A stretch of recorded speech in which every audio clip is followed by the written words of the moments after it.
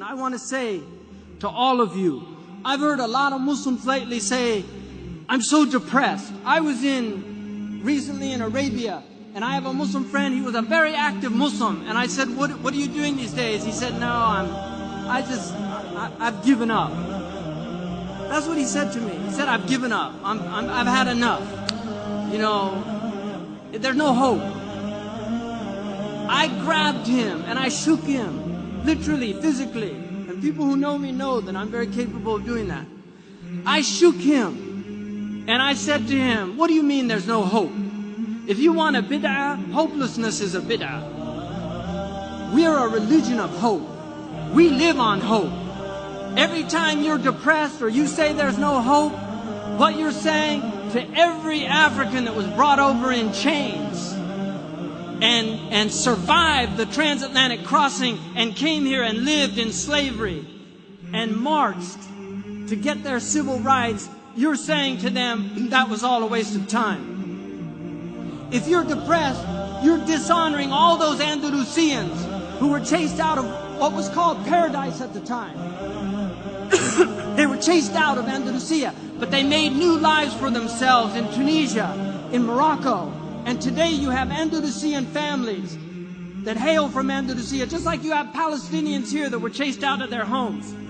You're dishonoring all of those Indians that migrated to Pakistan with the hope of a better life.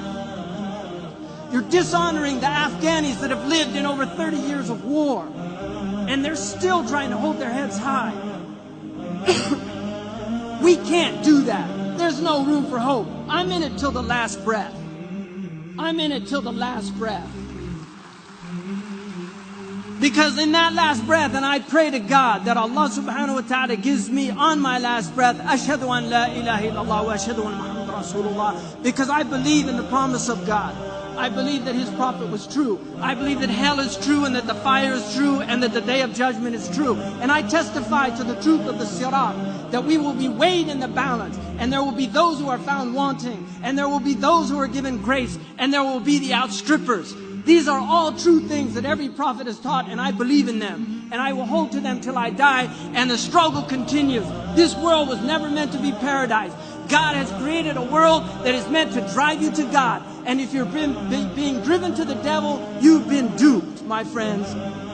Because all of the hardships that you suffer in your life, if you believe in God, you will find those rewards on the day of judgment. I was in Abu Dhabi, and a taxi driver said to me, and I'm done. I was in Abu Dhabi. A taxi driver said to me, I said, where are you from? He said, Dar'a. And I said to him, I hope that your family's safe. He said the house caved in on them. My father was killed.